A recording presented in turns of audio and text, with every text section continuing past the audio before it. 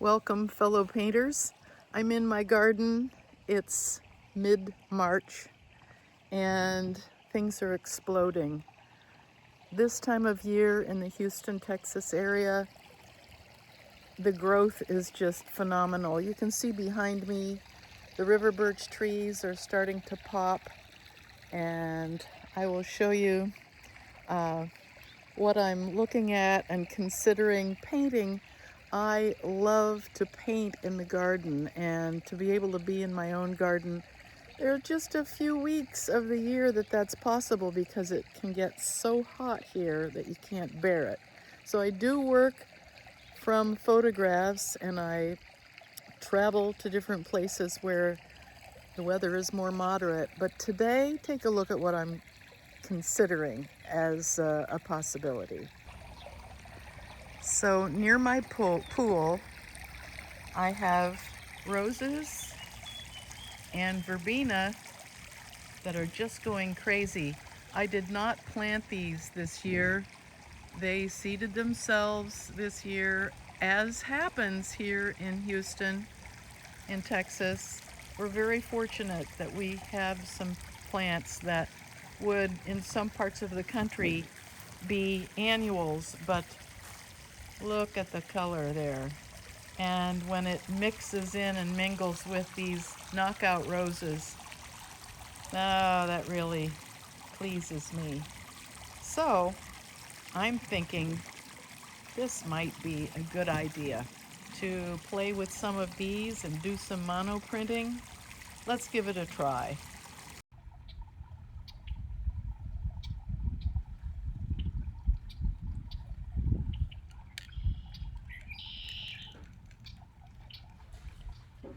So here's my setup.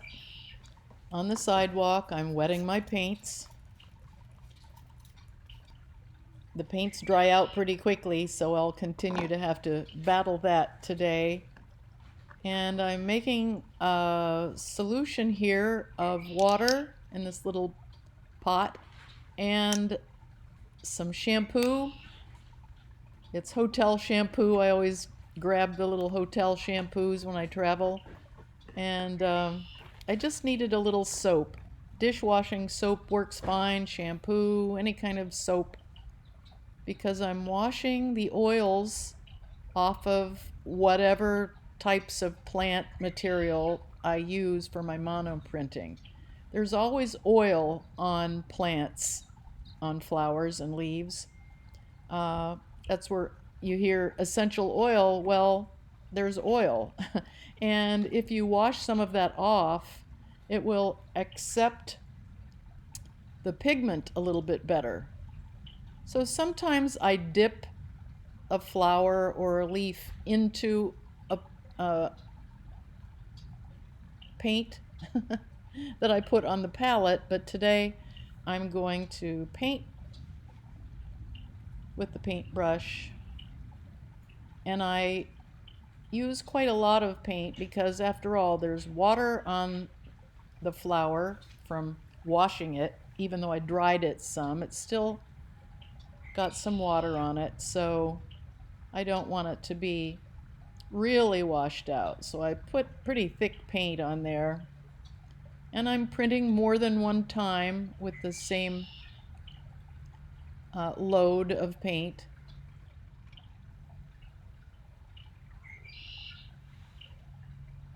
So I'm adding more paint here to the flower.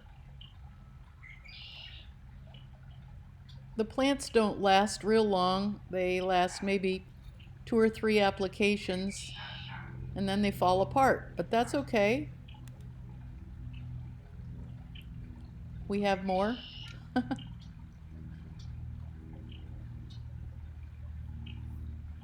And I'm mixing up some of the reds a little bit just to give it variety.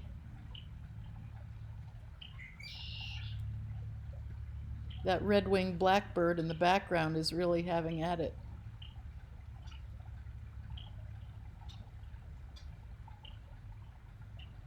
I added more water to this. Be a little bit lighter color.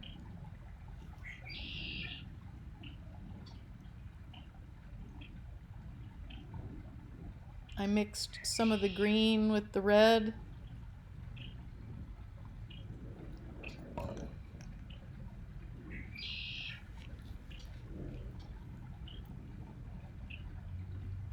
I'm drying off my leaf. Sorry, I'm a little off camera there. There we go. I don't want a lot of water on it because when I add paint, I don't want it to be really, really pale color. I want some saturation. Now I will say I've had better success with leaves when they're a little bit older. These brand new leaves in the spring hardly have any spine or vein in them, but as they get a little bit later in the season, the veins show up a little better. They're very shallow veins. Otherwise, when they really have a lot of pronounced veins, they show up a little bit better, but that's okay. We're just trying to find different types of marks.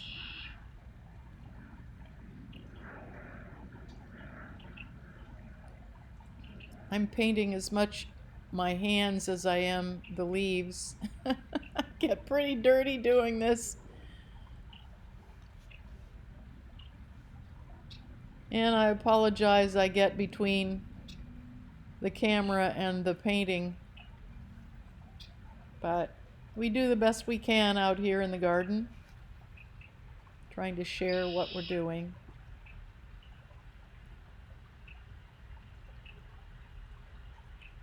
It's a little bit tedious, but it's building a painting, and building a painting takes time.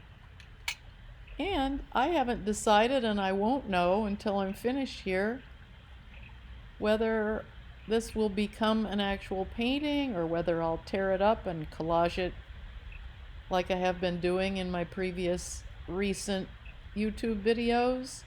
Not sure. Maybe I'll do 2 or 3 of these and then tear them up as collage. We'll see. What I'm after is an impression of this part of my garden.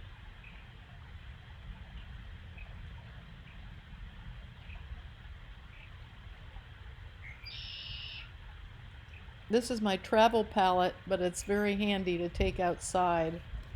Keeps things nice and compact, easy to carry around. I've had better luck with the leaves than this. But you're going to be, if you follow my YouTube channel, you're going to be seeing lots and lots of different versions of painting with flowers and leaves. So this is just a first shot. Now I'm going to use another flower.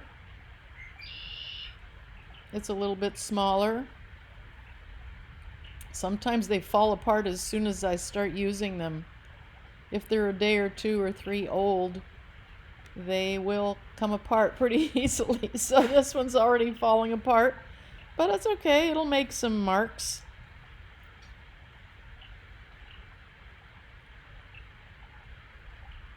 So putting some more color. I should be able to get 1 or 2 marks out of this before it falls apart.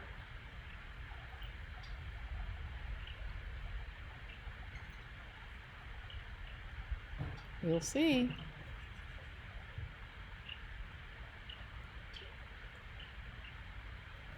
Oh, there went part of it. That's okay. I'm going to leave that on there. It fell apart and stuck, and we'll leave some of that alone until it dries into the paper, and then we'll lift it and see what surprises underneath it. We'll just keep going.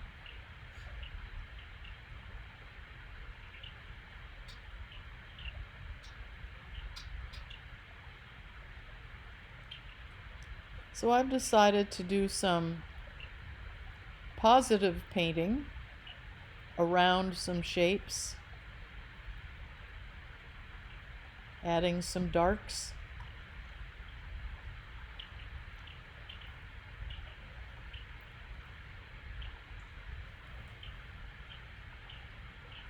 I'm going to get into some darker greens, a little bit negative painting around some shapes, around some leaves. I can decide another day whether I want to cut this up, tear it up, reposition it. I don't have to make those decisions right now. I can just enjoy the mark making and the colors and the outdoors.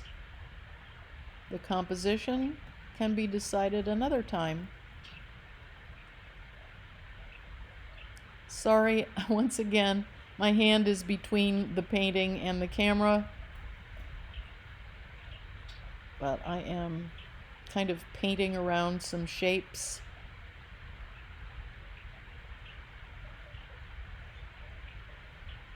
A little wet into wet here.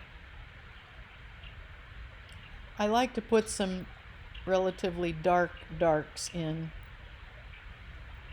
It gives me a feeling of depth, of shadow and depth in the garden.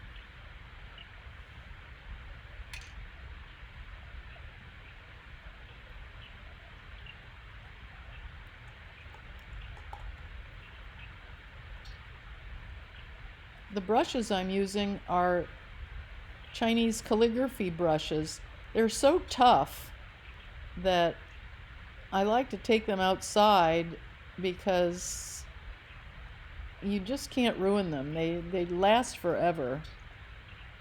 And if they fall, they won't hurt anything if they get scratched up on the sidewalk or if I leave one behind accidentally. It's just a few dollars to replace it. I don't take my really good watercolor brushes out when I'm crawling around in the garden.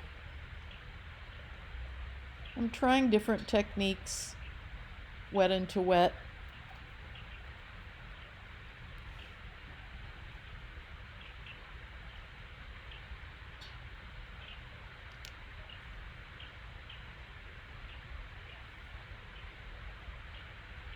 Try just a few more leaves here. Maybe next time I will look for a little bit more exaggerated veins on the leaf that I do next time. But this time is this time, and at least it gives you a feeling of leaves. I'm mixing several Daniel Smith colors into these leaves. It's mostly sap green and deep sap green. You can see how I have as much paint on my hands as I have on the painting. But that's okay, that's all part of the process. Now I'm going to try using the verbena. Usually when I add verbena marks from the flowers, they fall apart pretty quickly, so I usually get just one application of color before the flowers come off on the painting. I also thought that stem might be interesting to paint with, so let's see what we do here. I put it in the soapy water. Now I'm trying to carefully dry it. I'll move this around so that I have some more room on this paper. Pardon my knee.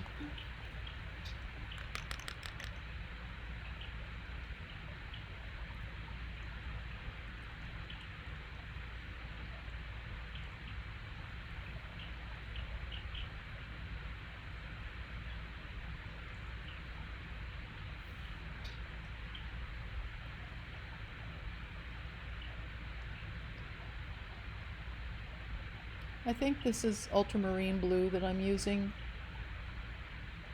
and I may be dipping into my carbazole violet. There's no urgency to get the exact mixture, to get the exact color of these flowers. I'm getting something in the ballpark that's pleasing to me. I love blue flowers, even though these actual verbena are purple, but I just wanted variety. It really wasn't important that I depict the actual color.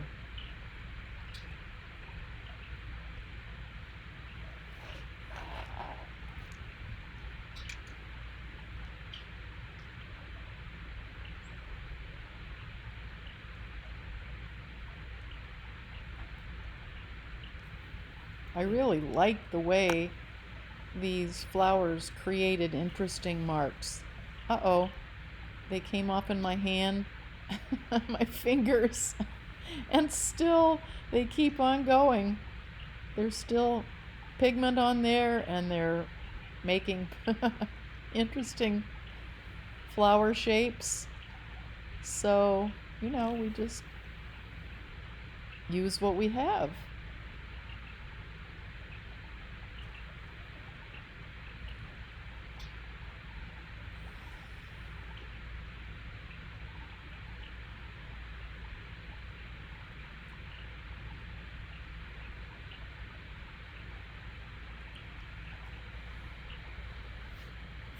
Not much left of this flower.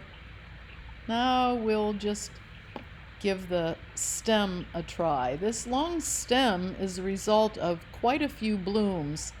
These verbena bloom and continue up the stem and leave behind, it drops the petals and leaves the stem behind. So that's the result of quite a few days worth of flowers there. And I'm adding some green gold.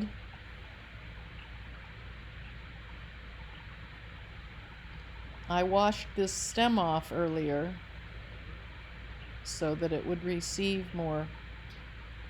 more receptive to the paint. And that left a really nice mark, plus that color is so lovely. Green gold. I think I dipped into my sap green as well.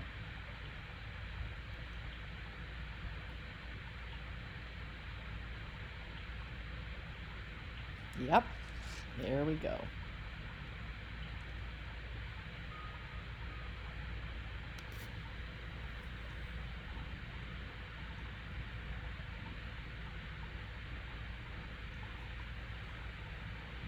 So we have a mark that's a little bit different from the others, and that's fun. Getting rid of a few actual flower petals here.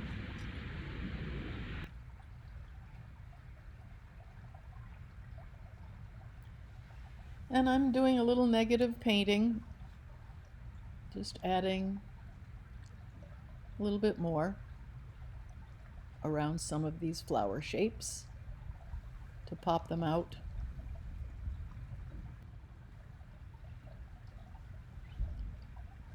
Painting around some more, putting some darks behind some of the light areas, dancing my brush around. Take note that I hold my brush at the very end of the handle. A little more negative painting.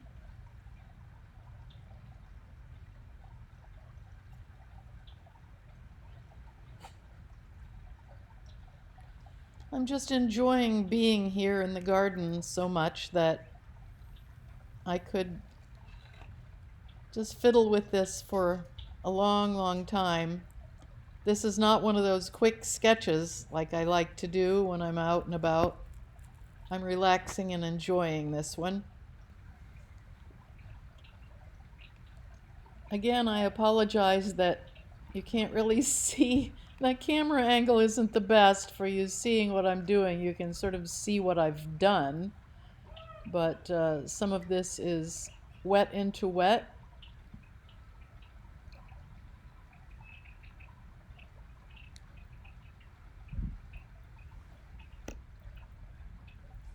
I consider this sketching.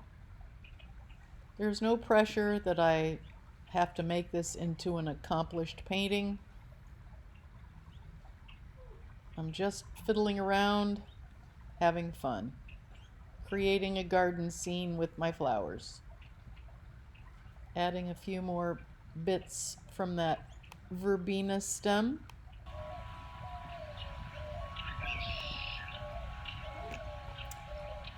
Okay, just a little bit more filling in around these shapes with a little blue.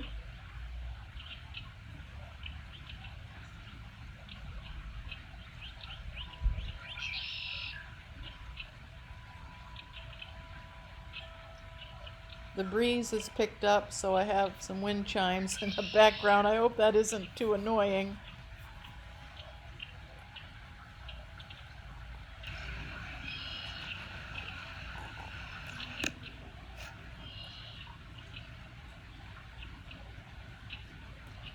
I'm just filling in again.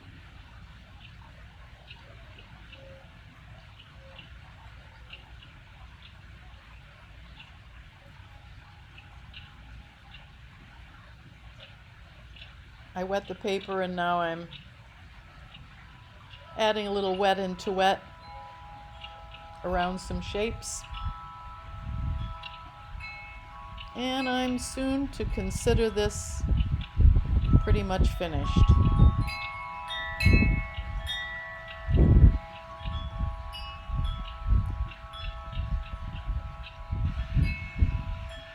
And here's a look at it. Okay, so I've come up with one sketch today. It got pretty detailed with small marks, which is just one sketch. Now I have some options. I can take a look and see if I can find a small painting or two. I will use my mats and see if I can find a small painting or two in there. Or maybe I'll use my little mat that I find little prizes that I can glue into my sketchbook to give me some ideas, to give me some inspiration for larger paintings. I'll show you what I have here as options. Okay, so I'm in the shade. It's not as warm here as it is out in the sunshine. Here's my sketch, and I brought some mats outside. So I have 3 sizes here, and I can consider maybe finding a painting with this mat that makes things look pretty busy. I would still need to go in and do quite a bit of painting. This is just too busy, I think, for a composition, but let's look at the next size smaller. I might be able to find something that works for me here, possibly. I'm not sure. That cardinal is really going crazy. Very happy cardinal. Okay, I don't know for sure what I'm going to do here. We shall see. But another possibility is to pull out my little square that I use when I'm collaging into my sketchbook, and I bet I can get some ideas here for some larger paintings if I cut some of these down, because this is a square and I can almost visualize when I use this how I could then make these small squares into larger compositions. I can almost visualize what this, for instance, would look like in a 12 by 12 inch sketch, or even a 24 by 24 inch sketch. So I may go that direction. I guess you'll have to tune in next week to see what I decided to do. I may need to do 1 or 2 more sketches, fast and furious sketches with these same colors and these same flowers as inspiration, and that would give me a nice variety to collage with. In the meantime, I will soon be starting a class on Monday afternoons from 1 to 3 Central Time, Mondays in April, coming up very soon. So, yes, that class will be whimsical figures. We'll be doing one another's portraits. We will be using blind contour drawing and painting. We will be doing carrot people. We'll be having a lot of fun. So contact me if you're interested in painting with me on Monday afternoons in April. That's 1 to 3 Central Time. And I'd love to have you join us. It's a fun class. So thank you for joining me today. Don't forget to subscribe. And if you hit that little bell down at the bottom of the screen, you will be notified by email when I have a new video up on YouTube. So thanks again.